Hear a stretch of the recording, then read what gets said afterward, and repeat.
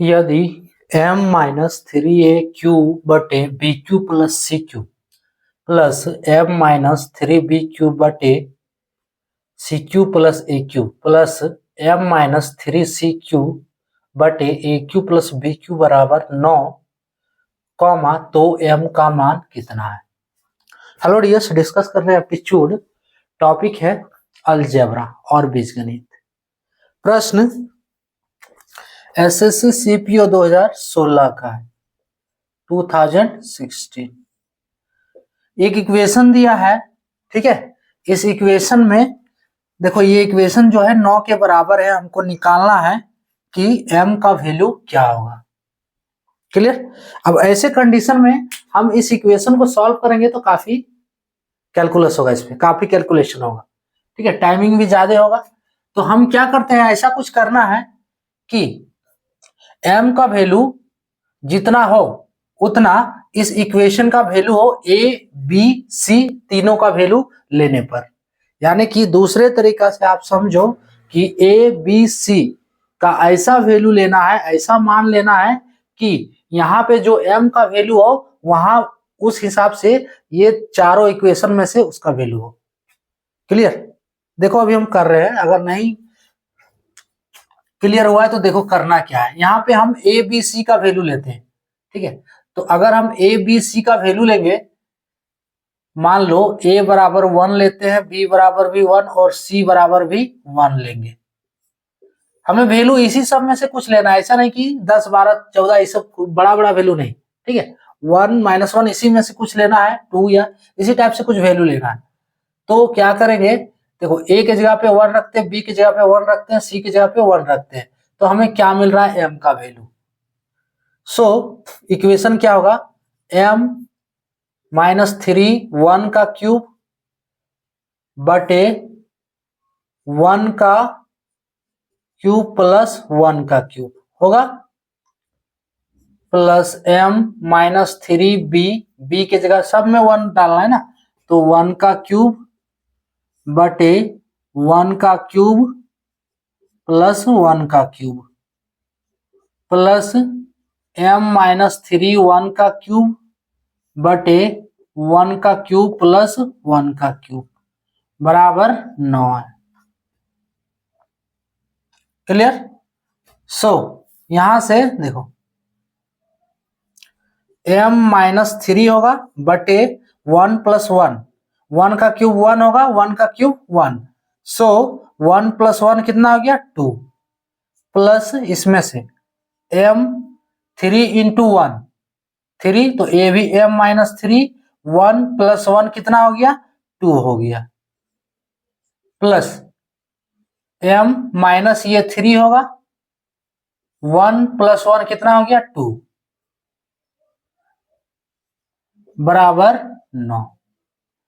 Clear. अब इसको जब जोड़ेंगे तो इसका एलसीएम कितना होगा, 2 होगा।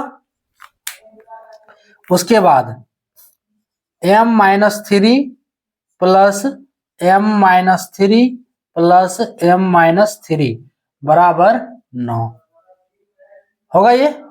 अब गुना करते हैं, कोना कोनी गुना, क्रॉस मल्टीप्लीकेशन। सो यहां से m प्लस m कितना हो गया, 3m होगा, -3 -3 तो -9 बटे इसको, अच्छा चलो एक स्टेप और देख लो, बराबर 9 और 3m माइनस 9 बराबर कितना हो गया, 18 हो गया। क्लियर। सो 3m बराबर हो गया 18 प्लस 9 बराबर 27 होगा, यानी कि 3m का वैल्यू हो गया 27। इसलिए m बराबर 27 बटे 3, इसको काटेंगे 3 9 27, यानी कि m का वैल्यू हमको 9 मिल रहा है।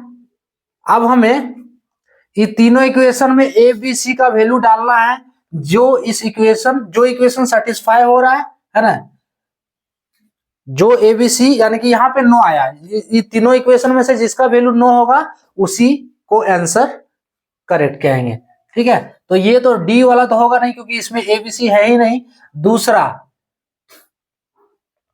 हाँ, अगर ये यहाँ 9 होता तो फिर हो जाता, लेकिन ए बी सी का वैल्यू नहीं रखना पड़ता इसमें। देखो ये तीनों में अब चेक करना है, तो a square plus b square plus c square, a square plus b square plus c square. अब तीनों की जगह पे 1 1 रखेंगे तो क्या होगा, 1 का स्क्वायर प्लस 1 का स्क्वायर प्लस 1 का स्क्वायर बराबर 1 प्लस 1 प्लस 1 बराबर 3, यानी कि ऑप्शन ए वाला नहीं होगा।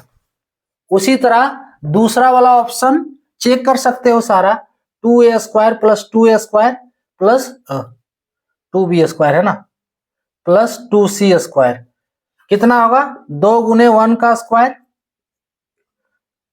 प्लस 2 गुने 1 का स्क्वायर प्लस 2 गुने 1 का स्क्वायर, 2 प्लस 2 प्लस 2 बराबर 6।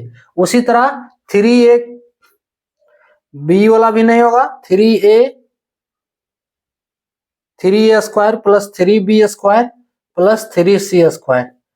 सो 3 गुने 1 का स्क्वायर प्लस 3 गुने 1 का स्क्वायर प्लस 3 गुने 1 का स्क्वायर बराबर 3 गुने 3 प्लस 3 प्लस 3 ना, तो 3 प्लस 3 प्लस 3 बराबर 27 इसका आंसर, 9 इसका आंसर, 9 इसका आंसर, यानी कि 9 देखो ये ऑप्शन सी वाला मैच कर रहा है, क्योंकि इसका भी वैल्यू 9 है, ठीक है, ए बी सी का वैल्यू 1 लेने पर इसका भी वैल्यू 9, और हमें जो सॉल्व किया है उसमें एम का भी वैल्यू 9 आ रहा है, तो ऑप्शन सी वाला करेक्ट होगा, है ना। इसका प्रोसेस कॉन्सेप्ट क्या है कि इसमें ए बी सी का ऐसा वैल्यू लेना है कि यहाँ पे एम का जो वैल्यू हमको मिले उसमें ए बी सी का वैल्यू तीनों में से डालने पे बराबर हो, यानी कि ये तीनों का वैल्यू भी ए बी सी डालेंगे तो एम के बराबर होगा, क्लियर, वही वाला आंसर होगा। तो हम यहाँ पे ए बी सी का वैल्यू 1 लिए और इसको कैलकुलेट करने पे हमें एम का वैल्यू 9 मिल रहा है। अब ए बी सी का वैल्यू हम तीनों इक्वेशन में डालें, ये तो डी नहीं होगा, सो तीनों इक्वेशन में डालें तो हमें ऑप्शन सी का वैल्यू 9 मिल रहा है, इसलिए आंसर होगा ऑप्शन सी, क्लियर। तो ये था टॉपिक। जय